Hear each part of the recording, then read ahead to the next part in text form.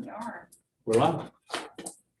Do I hear a motion to go into closed session pursuant to section 2.2-3711 of the Code of Virginia? I'm sorry, that's. Do I hear a motion to come out of closed session? Just to make a motion to come out of closed session. In your second. Second. All in favor? Aye. Motion carries. Ms. Winfrey, could you please read the certification of closed session? Yes, whereas the New Kent County School Board has convened a closed meeting on this date pursuant to an affirmative recorded vote and in accordance with the provisions of the Virginia Freedom of Information Act. And whereas section 2.2-3711 of the Code of Virginia requires a certification by the New Kent County School Board that such closed meeting was conducted in conformity with Virginia law. Now therefore be it resolved that the New Kent County School Board hereby certifies that to the best of each member's knowledge, one, only public business matters lawfully exempted from open meeting requirement by Virginia law were discussed in closed meeting to which this certification resolution applies, and two, only such public business matters as were identified in the motion convening the closed meeting were heard, discussed, or considered by the New Kent County School Board. Do I hear a motion to approve the certification of the closed session? I move we approve the certification of the closed session. In the second, Second. all in favor? Aye. Motion carries. We can all stand for the pledge of allegiance. I pledge allegiance to the flag of the United States of America and to the republic for which it stands, one nation, under God, indivisible, with liberty and justice for all.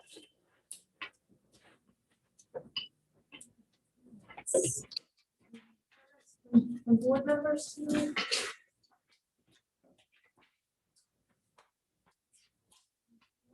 I have some brief ones.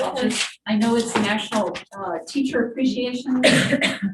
So I just wanted to say that this week we do honor teachers. Without teachers, we wouldn't have doctors and architects and pastors and the list goes on and on. Teachers attend school, they work nights and weekends, they have a knack for holding on to their sanity while they deal with other people's kids all day.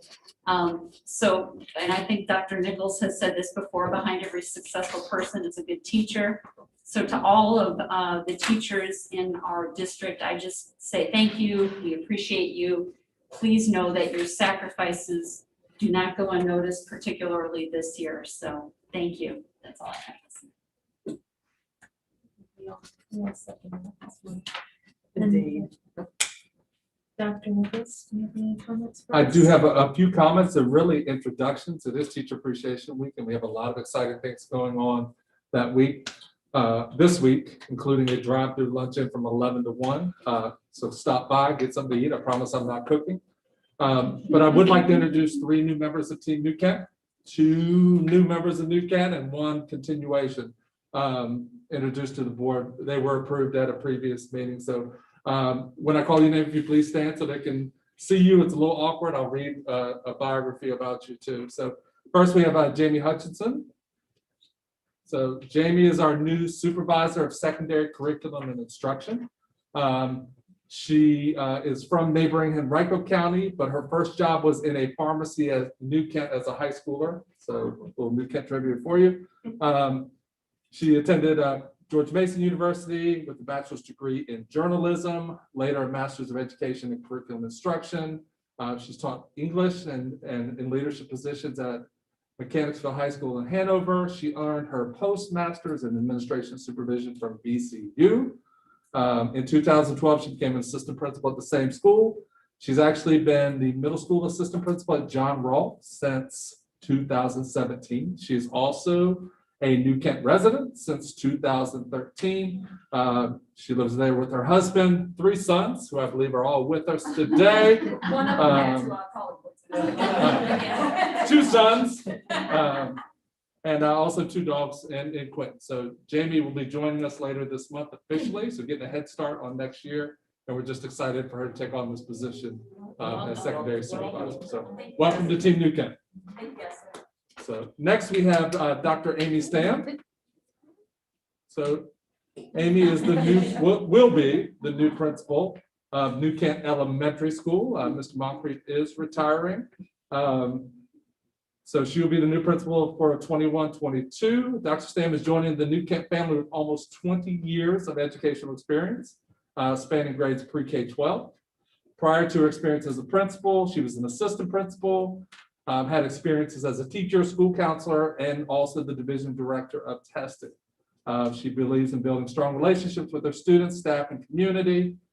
She's also, on a personal note, is married and is mother of 2 boys. So now we're up to 5 boys. Her boys are a little older, age 18 and 19. She's alumni of Christopher Newport University, where she earned her bachelor's, University of West Alabama, where she earned her master's in school counseling, BCU, where she earned a postmaster's in K-12 supervision administration. Most recently, the College of William Mary, where she earned a doctorate in educational leadership. She's excited about joining Team New Kent. Williamsburg is not very happy with us for taking her, but we're excited to have her join us July 1. She's already started to do some getting to know staff work at New Kent Elementary, and excited to have you join our team. So Thank you. Thank so you. much. Thank you. Thank you for having me. I'm excited to work as well. last but certainly not least, we have Mr. Kyle Moser. So Kyle will be the new planning principal of Quinton Elementary School.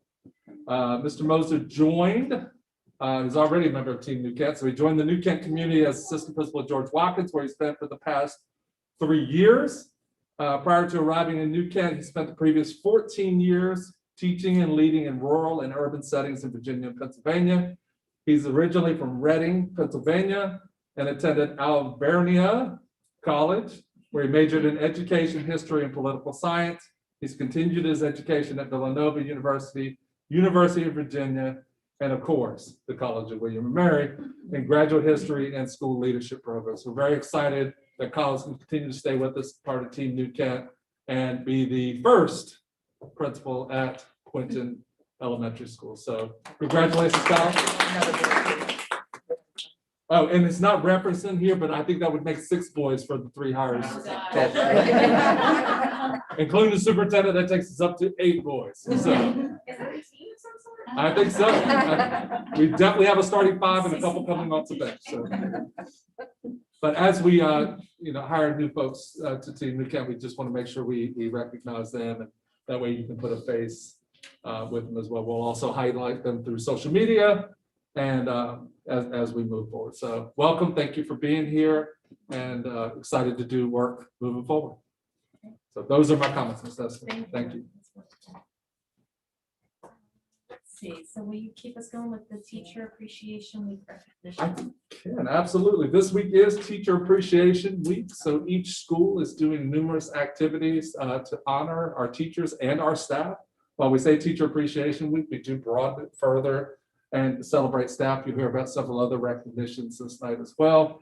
And it all culminate with our drive-through celebration here at the high school from 11 to 1. So our teachers do an extraordinary job every day, but what they've done since the pandemic, or since we closed unexpectedly in March, and what they've juggled virtually, in person, concurrent, hybrid, and all kinds of words that were not part of education before, it's just been remarkable. So we're always thankful for our teachers, but now more than ever. So excited to celebrate them every day, but especially this week. Ms. Moore. Yes, ma'am, Madam Chair, board members. We also are celebrating our school nutrition employees this week.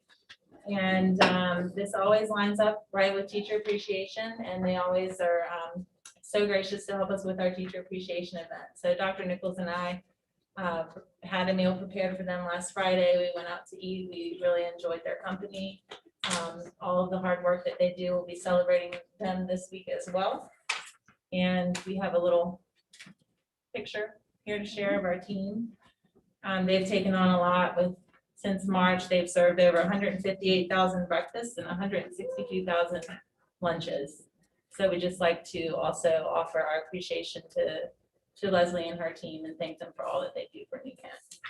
And they continue to invent new things. So, oops, the picture's gone. So at the high school, we do have free breakfast. free breakfast and free lunch for all students, which will continue next school year. They were noticing that high school kids were not coming all the way into the cafeteria to get breakfast.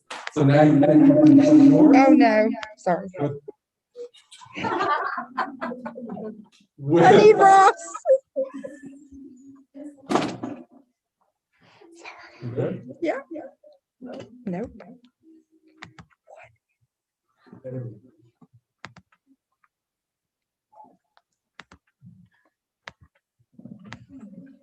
So.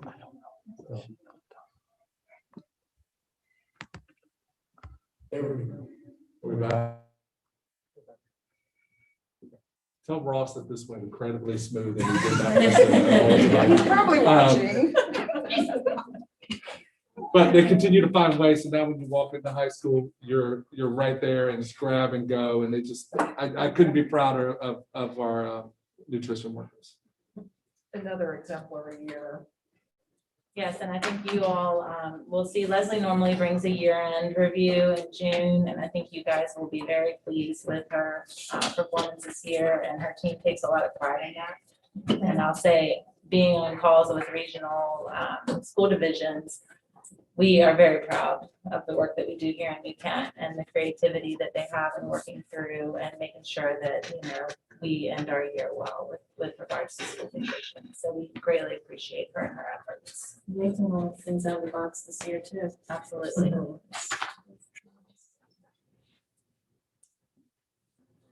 Dr. Clark. Good evening, Madam Chair, members of the board, and Dr. Nichols. I'll continue the recognitions for May. So we are highlighting 2 days. This week, May 7th, highlights the Children's Mental Health Awareness Day. And this is an opportunity for to increase the public's awareness about students' mental health, serious mental health illnesses, and also to provide resources for families and students.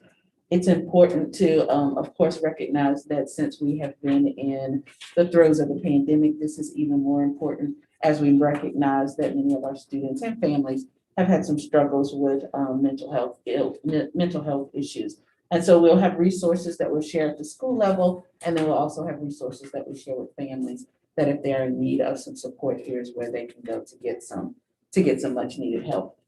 And then next week, we'll also recognize National School Nurse Day. And so even though they'll be recognized this week with staff appreciation, next week as part of National School Nurse Day. And again, specifically, our nurses and staff have done a fantastic job of navigating handling not only just medical emergencies, but testing, tracking, and supporting students, families, and staff during the pandemic. And I'd just like to highlight the staff at each school. So at New Kent High School, Julia Loveland and Patricia Van Foffen. At New Kent Middle, it's Bethany Sherman and Susan Bell.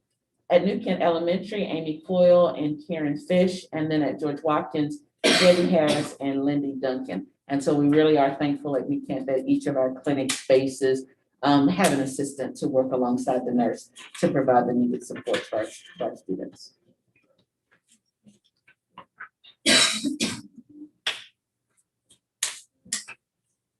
Board members, by now you've had the opportunity to review the items listed in the consent agenda, including the minutes from previous meetings, bills and payroll, monthly financials, and the superintendent's recommendations regarding personnel matters. Do I hear a motion to approve the consent agenda as presented? I move that we approve the consent agenda as presented. Do I hear a second? Second. All in favor? Aye. Motion carries. And citizen comment period. Do we have anybody signed up for comments?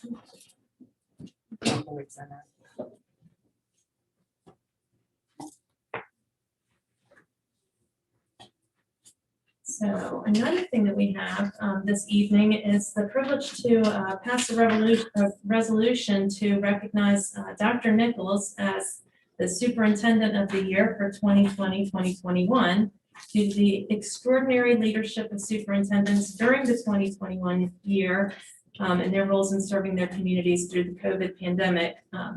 BAS is honoring all superintendents as the Superintendent of the Year. What's interesting is when I got the notification, I was thrilled because I 100% thought that you deserved to be the one and only superintendent.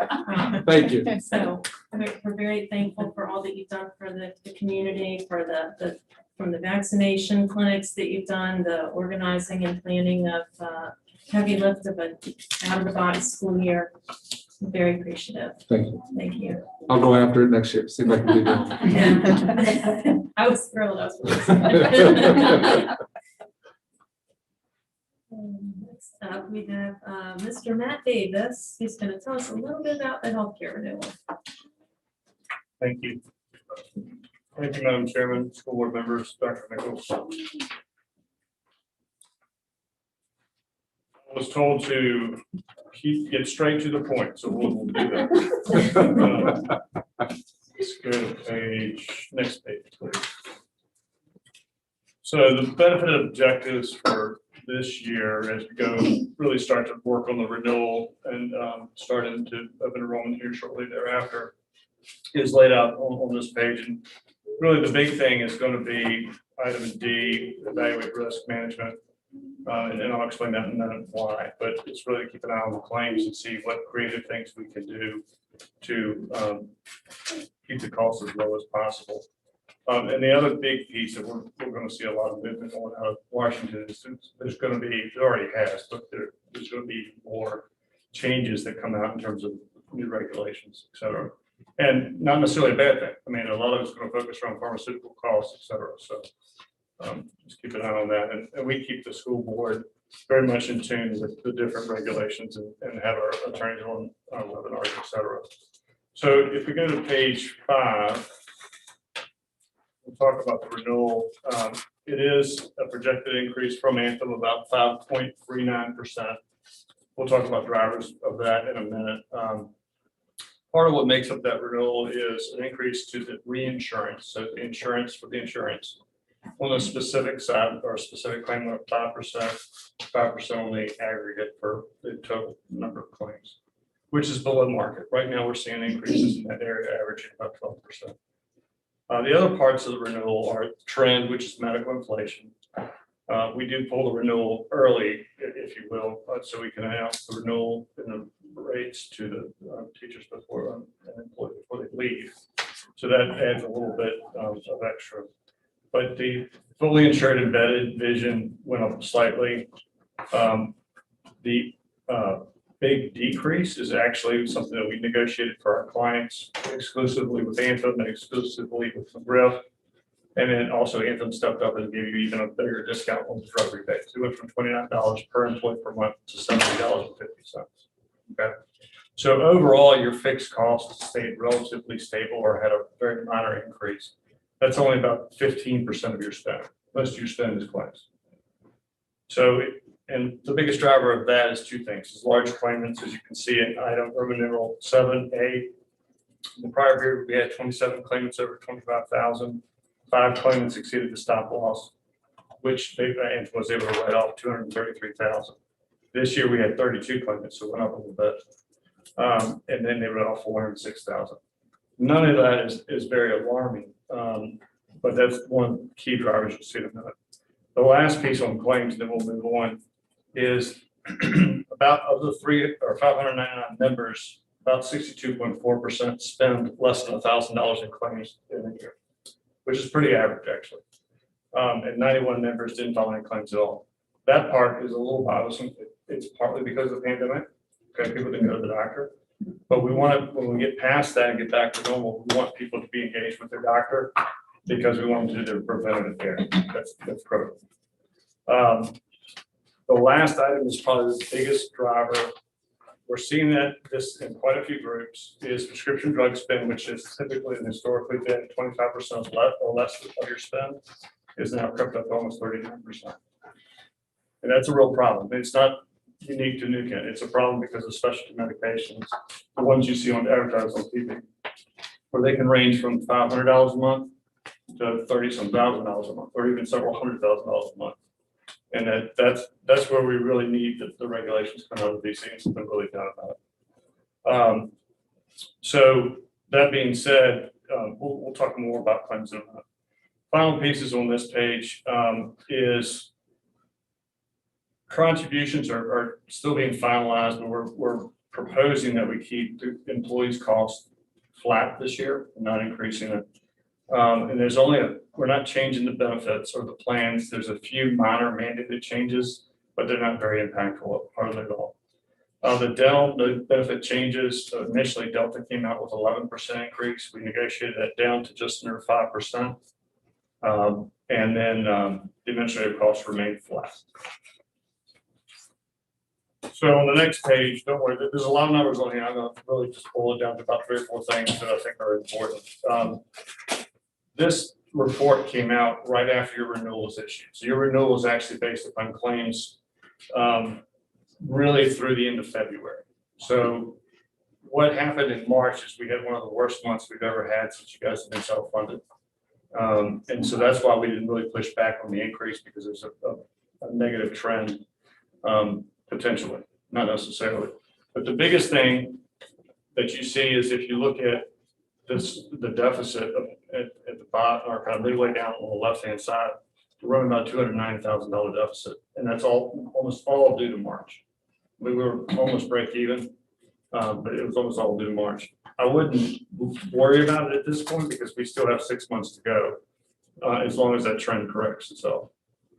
And then you can see on the kind of the next column over, year to date, your medical claims are up 39.81%, and your pharmacy claims are up 21.5%. So graphically on the right-hand side of this page, you can see what the claims have done the last 4 or 5 months. And it's been an upward trend in the red. So, you know, I always like to give you a perspective. If we go to the next slide, is how we've done over the last 5 or 6 years. You can see that since 2013-14, this is the only year since that we've actually been in the red, and the year's not over yet. So we ended up basically break even for 13-14 when you're talking about almost a $3 million, over $3 million spend. And every year since then, we've actually ended up on the positive side of things. So I would not worry about it, but so much, we're going to keep an eye on it. We look at it every month with Cynthia and Dr. Nichols and make sure that we have a good pulse on what's going on with your group. So that being said, on page 8, we look at with a 4.9% increase. The total premium currently is $4.1 million. It would be, with the increase, it would go to $4.3 million. And it's illustrated on the next row is the school board would pick up the $219,000 or $223,672 increase.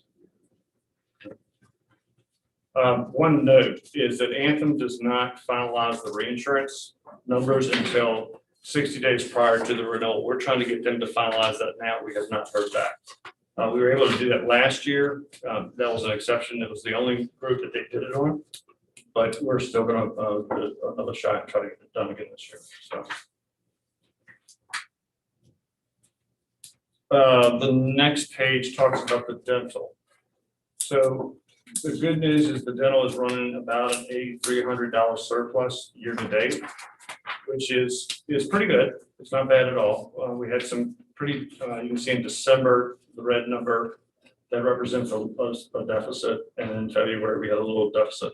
That's not unusual because in December, almost every one of our groups, companies that we work with, had a deficit in December. It was like everybody decided, and woke up on December 1st and decided, I feel comfortable going to get dental care. That's better. They all went. So, but you know, Delta was being a little conservative on their what we call COVID factor that they put into the rate. So we went back to them and got them to reduce that down to just under 5%. So on page 10, again, no benefit changes, no increase in administrative costs that they charge you guys, $5.60 per employee per month. And then you have really good participation in the network. All but 7.4% of your employees use in-network dentists. Right, about 50.5% of the claims that were paid on diagnostic and preventative, which is what you want. All right. The last item is,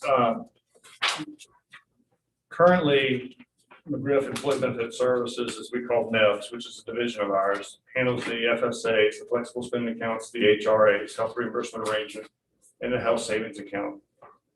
There's been some service issues, and so what we recommended is to go out to bid, which we did.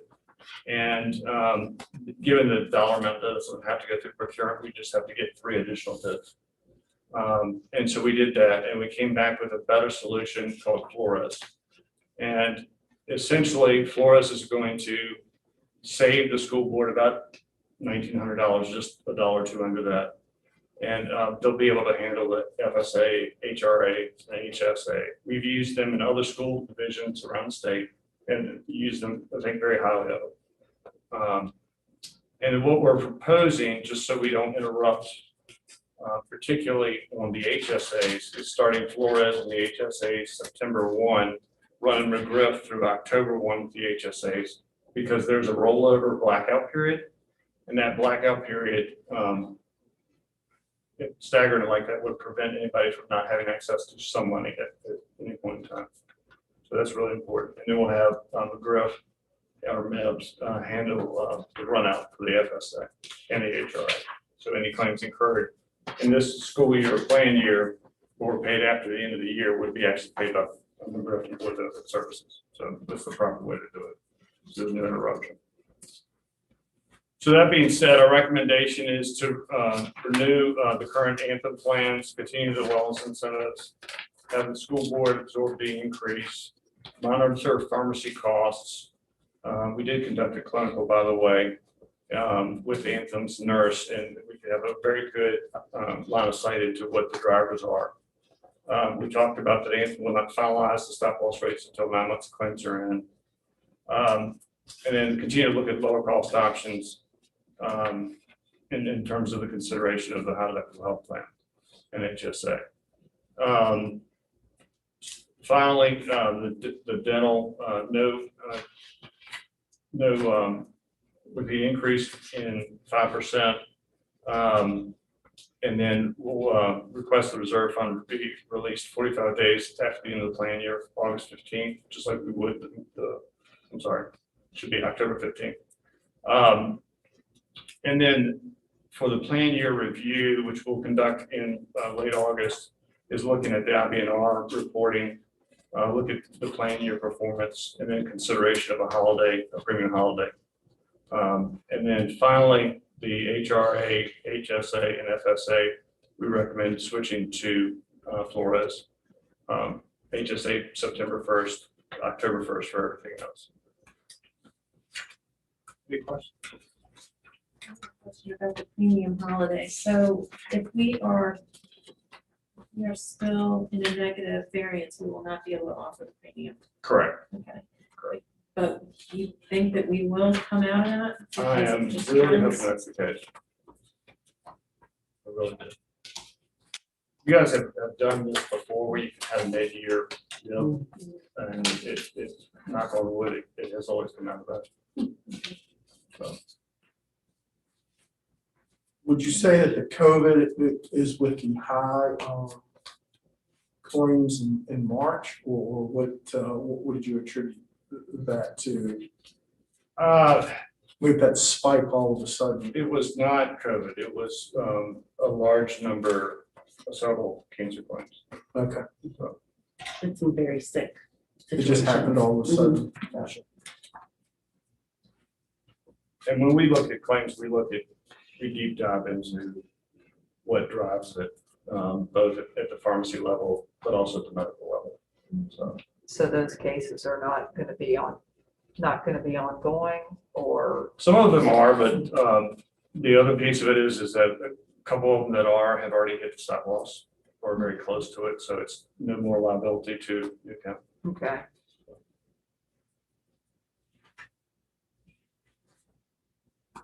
Some are still close to meeting it as well. Yes, very So, close. I think that's We have one a of few the- that haven't quite gotten to the stop loss, Okay. but they're pretty close. The increase that we're seeing, the 5%, is that pretty standard for other organizations our size? It is. I think if we had pulled the claims 1 month, I mean, if we pulled the renewal 1 month later, it would have been higher. So I think 5% is, we're seeing a lot of, it's kind of all over the board right now, but it's a lot of in that single digit. Most is where most of the renewals are falling right now. So.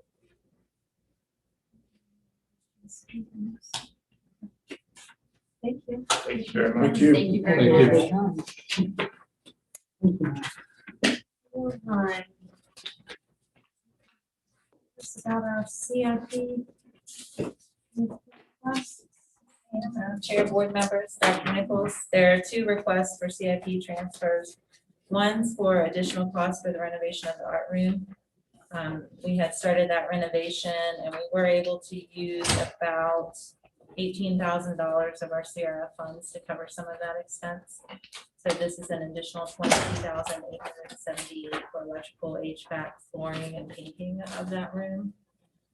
We are also asking for $65,000 for expansion of the Basin pond at the high school. And again, this is a project that we had used already, and we are coming back to you. Silvercore did an engineering of that pond, basically to expand it to the size of the water that's coming through that currently. Okay. And we have actually previously spent $123.53 on that project. And is that gonna be a continuous project? Have we gotten any feedback from Tim about that, or with that basin? Is that gonna be a continual maintenance thing that we're gonna have to budget for moving forward? I don't think it'll be a maintenance item, but I do think that there will need to be additional work. It could potentially go down even into New Kent Elementary School to make some changes to where that water flow is coming. Because right now, everything from 249 flows to that Basin pond, which, as you guys saw earlier this year, blew out the Basin pond. Which is very fortunate that we utilize our year-end funds, to draw on to do that, because that's $160,000 of unanticipated cost. But Right. this should be, The bulk of this project.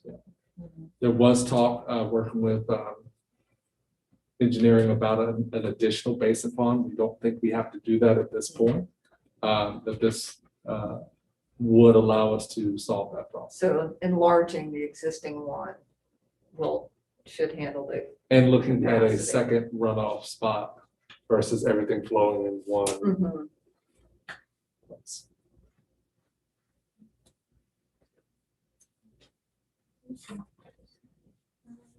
Dr. Clark, with the annual special education plan grant. Yes, ma'am, Madam Chair, members of the board, and Dr. Nichols, it's that time of year for the review of the proposed special education funding plan. So as you can see listed in your handout and up on the screen are the components of the application, which are numerous. But I really want to draw your attention to the 2 areas where the actual funding is located. This grant is in 2 parts. So the first part is Part B 611, and there's about, we're asking for about $687,000 in that area. And as a continuation, New Kent has used those funds to support salaries for our special education staff. So the salaries and employee benefits would come from that section. This year, we're also asking for some materials and supplies to support our classrooms and our students that are on an adaptive curriculum. We think it's time to include some new materials there. We also, as was listed last year, looking to include purchase services for any of our students that have some hearing and vision disabilities. We use that there. And then this year, we also have a requirement to set aside some funds for speech therapy for our students who may be in a private placement. And then if you look further down, those actual positions are listed. So 3 full-time special education teachers at the high school level, 2 elementary special education teachers, an instructional specialist, a full-time social worker, and then 2 full-time special education paraprofessionals can be funded through the first part of the grant. And then the second part of the grant, which is considerably smaller at about $16,000, We have typically and will continue to propose to use that to pay for partial salary of one of our special education paraprofessionals at the early childhood setting, as that fund is only to be used at the early childhood special education program. So we continue, as you can see, propose to use the bulk of our funding for salaries and employee benefits. This proposal will come back before you later on in the agenda for approval, and then will be submitted to the Department of Education by May the 14th. Thank you. All right, you're welcome. Dr. Nichols, we have Indian Education Grant. Yes, and I think I probably should have gone before Dr. Clark. She did, no, it's right on the agenda. She did Title 6B, I have Title 6A. So, but Title 6A is Indian Education Grant Approval. This was a new grant to us last year. So this is a continuation. So it's a much smaller grant, but it does come with all the grant responsibilities of a multi-million-dollar grant. But we continue to work through it. This is really to build awareness of tribal history, culture, and language, supporting family literacy, and also promoting school readiness. It comes out of the Office of Indian Education.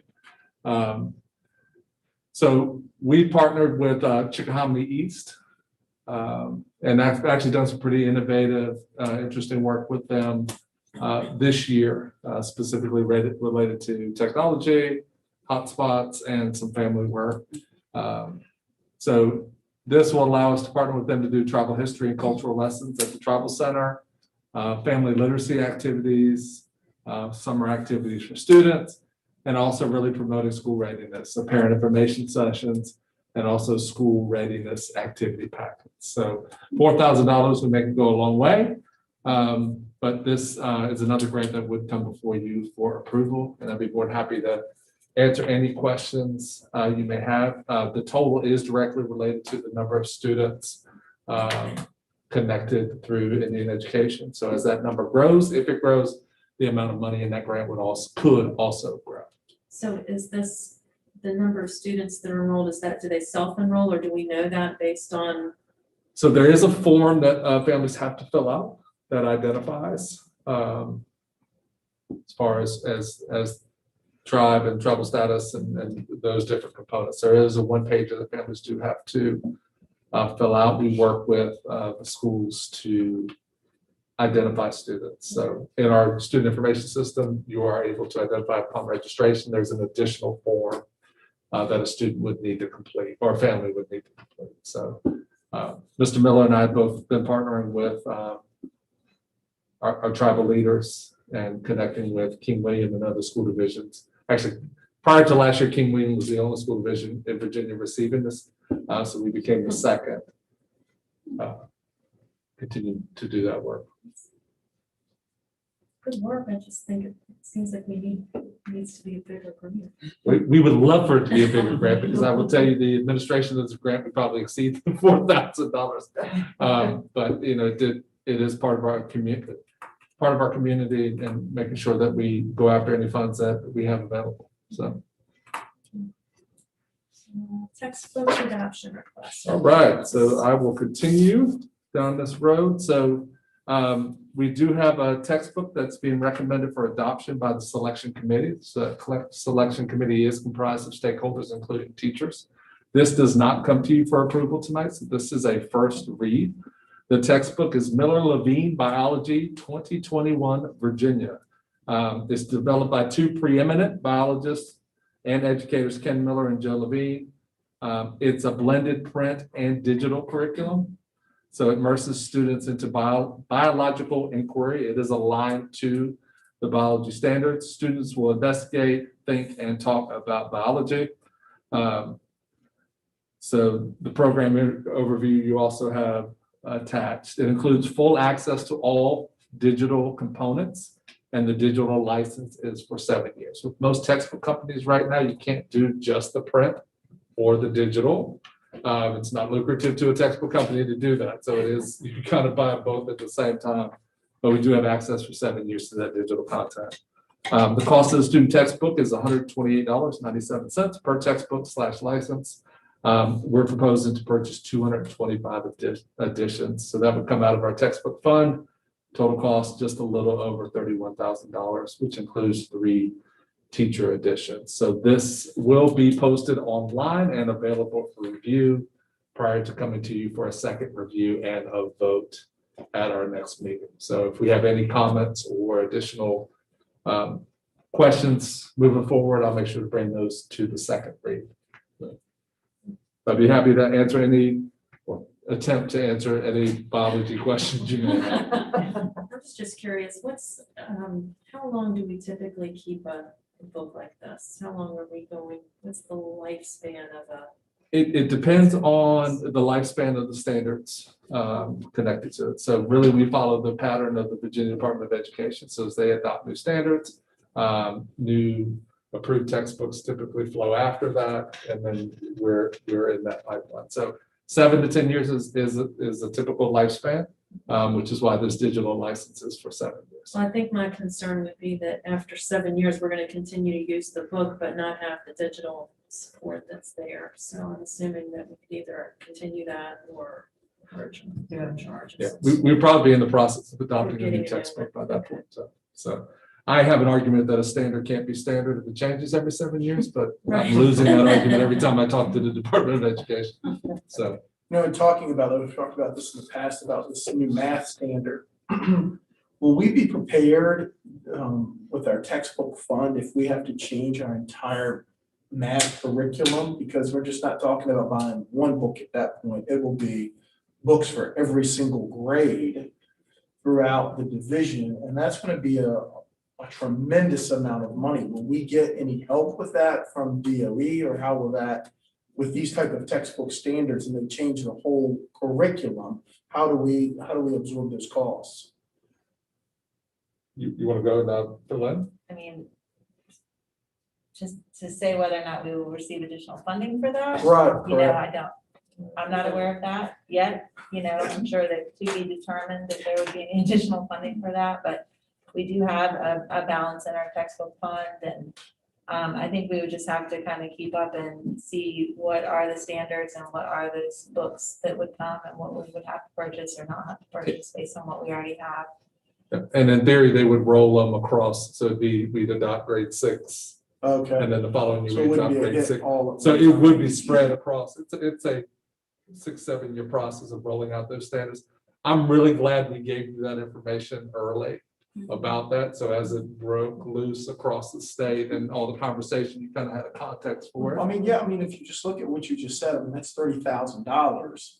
And you're talking about, you know, it'll affect 7 grades. If that's the average, I mean, that could be as much as a $250,000 textbook hit over a period of time. Yes. That most school divisions, that's a pretty sizable number that you have to accommodate.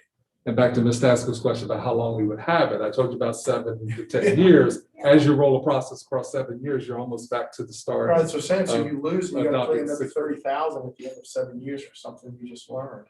But we have a new secondary curriculum instruction supervisor that I'm really excited this will be. Yeah. Who is that person?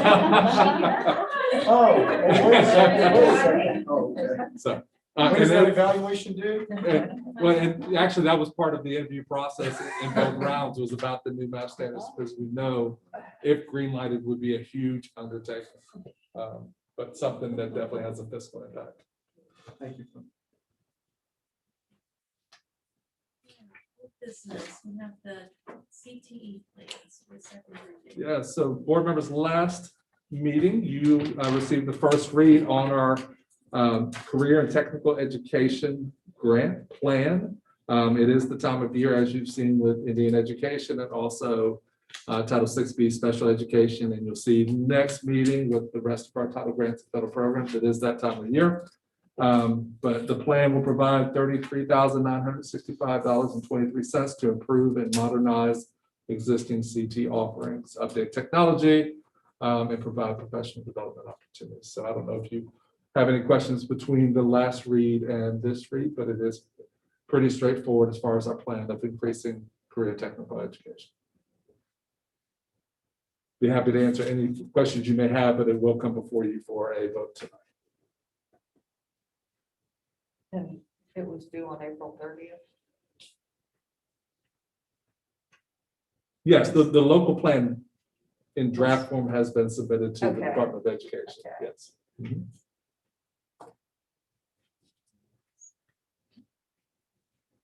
Move into our action items. Do I hear a motion to adopt the BASS Superintendent of the Year resolution as presented? I move we adopt the BASS Superintendent of the Year resolution. Do I hear a second? I second. All in favor? Aye. Motion carries. Do I hear a motion to approve the CIP transfer request as presented? I move that we approve the CIP transfer request as presented. Do I hear a second? Second. All in favor? Aye. Do I hear a motion to approve the special education plan grant application as presented? Make a motion, we consider approval of the annual special education plan grant. And do I hear a second? Second. All in favor? Aye. The motion carries. Do I hear a motion to approve the title Six. Six. Okay. Indian education grant is presented? I move we approve the Title VI Indian Education Grant as presented. All in favor? I'm sorry, Second. second. All in favor? Aye. Motion carries. And do I hear a motion to approve the 21-22 CTE plan as presented? I move that we approve the 21-22 CTE plan as presented. Second. Second. All in favor? Aye.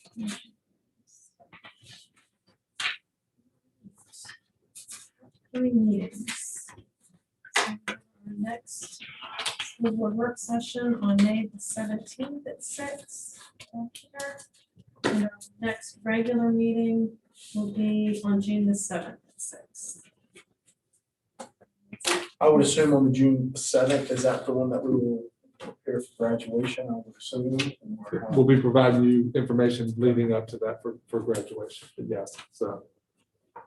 Looking for good weather on June 11th, so, yeah. So, Yikes. It's coming. And with that, our meeting is adjourned.